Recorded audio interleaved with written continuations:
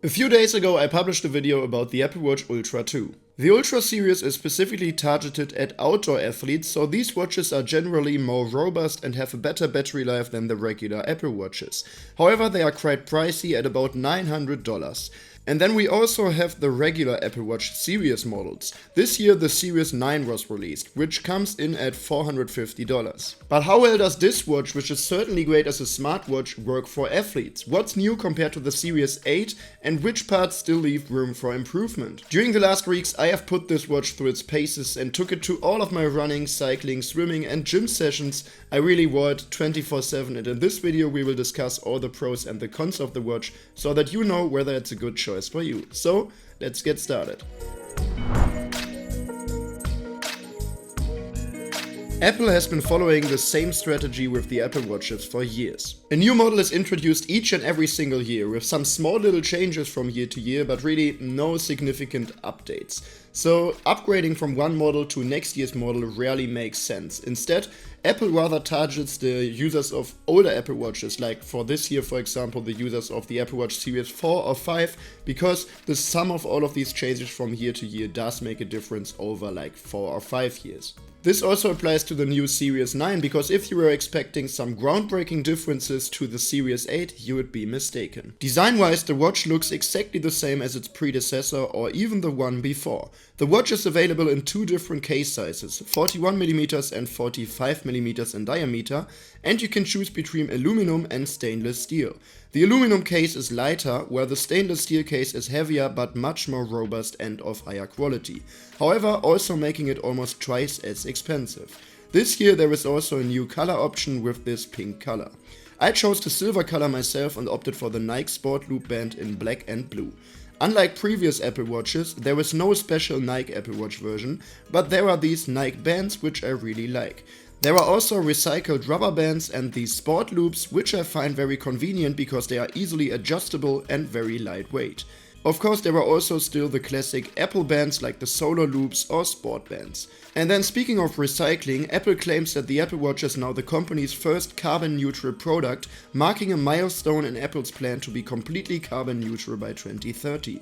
While one can debate for hours about the exact measures the company takes in this regard, or whether it might be greenwashing, or just an attempt to make the brand more appealing to customers, I think it's at least worth mentioning that Apple is taking steps in this direction at all. Otherwise, as mentioned, there are no differences in terms of the design. The watch comes with the classic rectangular design with rounded edges, the rotating crown on the case edge, and all the sensors, speakers and other components are in the exact same places as last year. Next year, the Apple Watch celebrates its 10th anniversary, and with the iPhone X, for example, we saw some changes, including a different design, and we could speculate that the same might happen next year with the Apple Watch Series 10 or maybe the Apple Watch X. Until then, we just have to accept that the Series 9 does not bring any differences to the Series 8, at least in terms of the design. But however, of course, the watch is not completely identical to last year's version, so there are some updates, and this is what we're going to talk about now.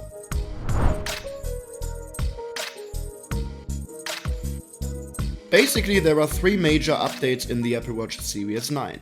Difference 1 is the display. As is typical for Apple Watches, it's an OLED display known for its vivid colors, high contrast and brightness. However, according to Apple, apparently the displays weren't bright enough, as previous Apple Watches had displays with up to 1000 nits, but now it's up to 2000 nits. That's double the brightness. So this might sound like a significant drastic improvement, but to be honest, you don't really notice it. So currently I don't have the Series 8 here anymore, but I wore it for several months 24/7 and I still remember pretty good how bright it was. The Series 9 might be slightly brighter under direct sunlight, but you'll only notice the double brightness when using the flashlight, where the display becomes as bright as possible, making the difference visible.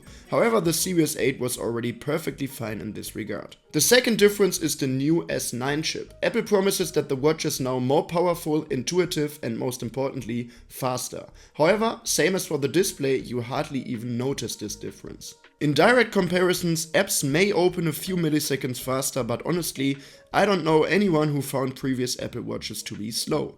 On the contrary, they were always among the fastest watches on the market. However, the new S9 chip also enabled some new features, which brings us to the third major update of the Series 9. One of the most notable additions is the double tap feature. You can now control the watch by double tapping your index finger and thumb, or even your middle finger or ring finger. New sensors and measurements in the watch detect this movement and execute commands. You can switch between widgets, control your music, or answer calls this way. This is especially useful when you don't have both hands free, like when you're carrying something, talking on the phone, or walking your dog. In these situations, you can control the watch with the hand you're wearing it on. And you might say, wait a minute, this already existed in previous Apple Watches in the form of the assistive touch feature. And yes, there was assistive touch, but according to my experience, it wasn't really reliable, so I didn't really use it too much. The new double tap feature, however, is very reliable and quite useful in many situations. Additionally, the new chip now also allows for on-device Siri. Normally you can ask Apple's voice assistant a question which is then sent to Apple's cloud, which then sends back a response directly to the watch. In other words, you need an internet connection. But from now on, it also works offline. And as great as that might sound, so far it isn't really that useful. You can now tell Siri offline to do things like setting a timer, but not much more. In the future though, it may also be possible to retrieve health-related data, such as your sleep duration or the number of steps you've taken, but that's coming in a future update.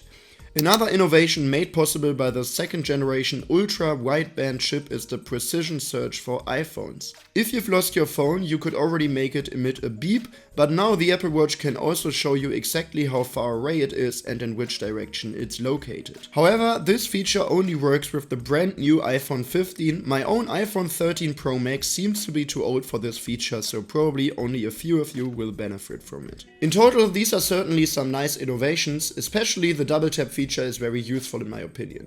However, talking about the first two differences, I think that if you would ask Apple Watch Series 8 users from last year what improvements they would wish for this year, probably no one would have said that the watches should become brighter or faster. A much more common response would have been the battery life for sure, and this brings us to the next topic. Year after year, I sit here hoping for a better battery life for the Apple Watches, only to be disappointed once again and to emphasize once again that yes, the Apple Watches are good sports watches if it weren't for the battery life. This is still the biggest downside for us athletes, and unfortunately there are no improvements compared to the Series 8. On paper, the watch still only lasts for 18 hours, which is kind of disappointing because there are now plenty of watches with AMOLED displays that last for several days or even weeks. Take Garmin for example. And I know that the Apple Watch has many more processes running in the background and it has much more to offer, especially in terms of smart features. Still, I think that some more than just one day of battery life should be somehow possible. But for now, we still have to settle for the 18 hours. At least Apple is always a bit conservative with its battery life numbers, so according to my experience, it's more like 24 hours, something like that. So, to give you a better idea of the battery life, here's a look at a typical day during my testing phase. I fully charged the watch in the morning, so I started with 100%. After that I went for a 30-minute run, after which the battery level was at 96%. From there I ran straight to the gym where I did a 40-minute workout and afterward the watch had 90% battery remaining. After that I just used the watch in a normal daily routine, receiving messages, occasionally using some apps and so on. At night I also tracked my sleep, and the next morning, which was 24 hours after I fully charged it, the watch had 31% battery left. So it would last for about half a day more. This puts it at a similar level to last year's Series 8. It can go a bit beyond the advertised 18 hours, but overall its battery life is very bad, especially when compared to dedicated sports watches.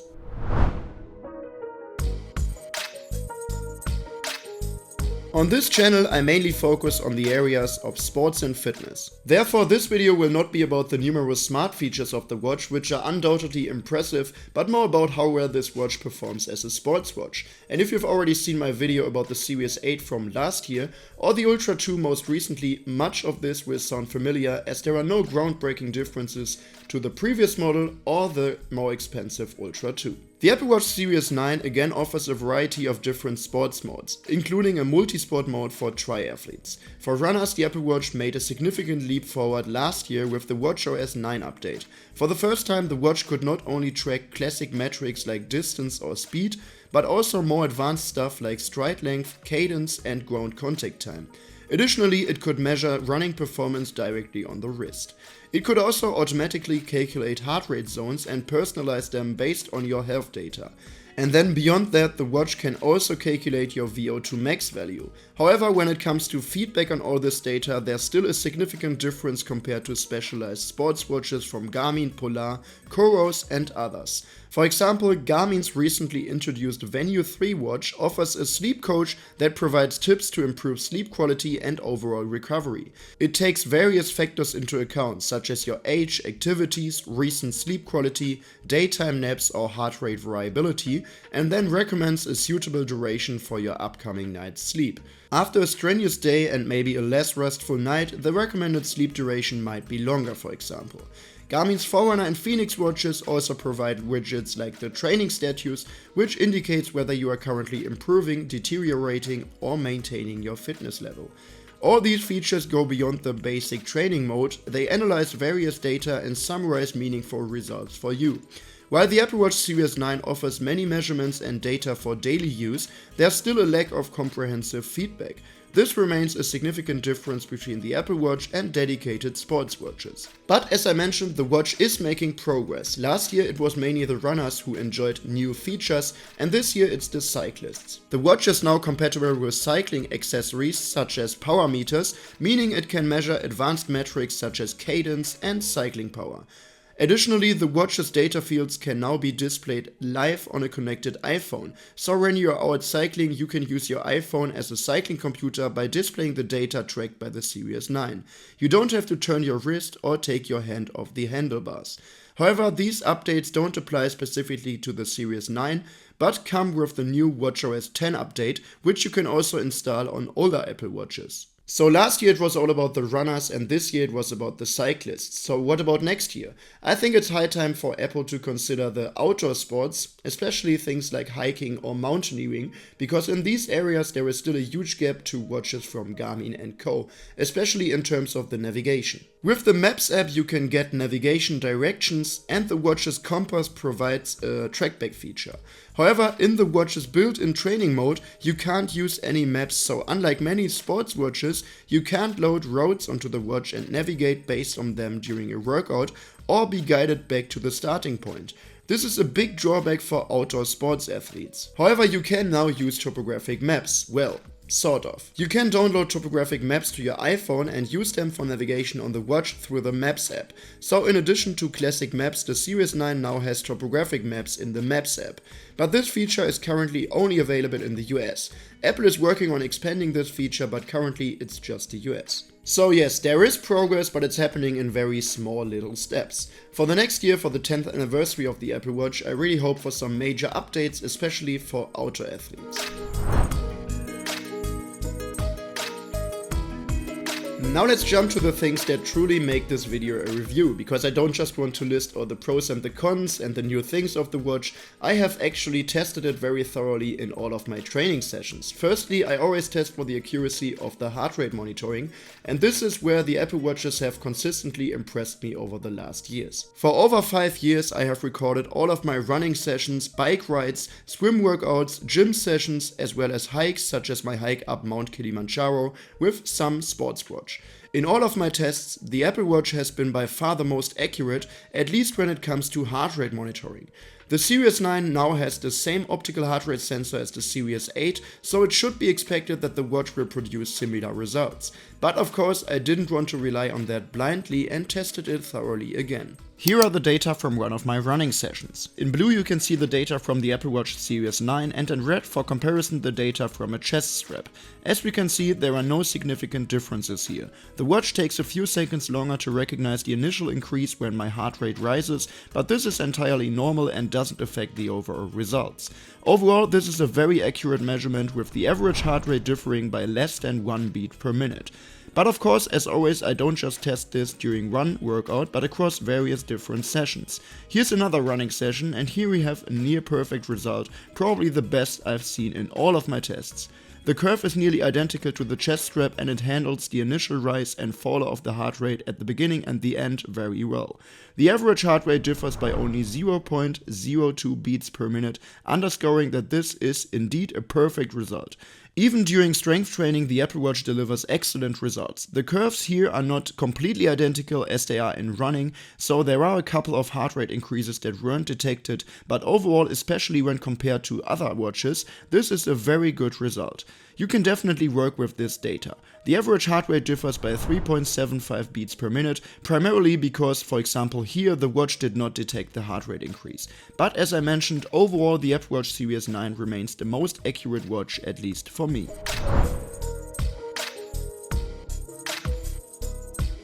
In addition to the heart rate monitoring, I also tested the GPS accuracy. The watch uses the exact same GPS sensor as the previous Series 8, so again we shouldn't expect significantly different results. You should be aware that unlike the Ultra 2, the Series 9 still doesn't have multiband GPS. This is simply the most accurate GPS technology available for a sports watch or smartwatch, but as mentioned, the Series 9 currently doesn't have it.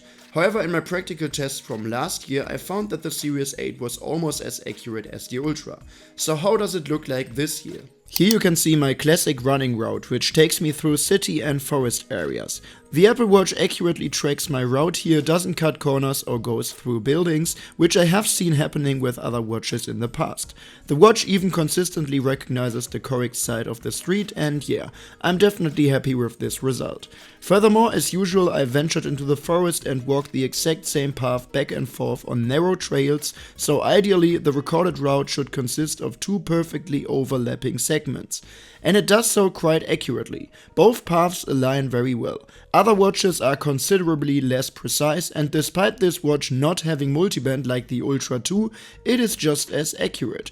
In the upcoming days there will be another video on this channel comparing these two watches, where I will delve deeper into the details, but for now all you need to know is that the Series 9 has a very accurate GPS.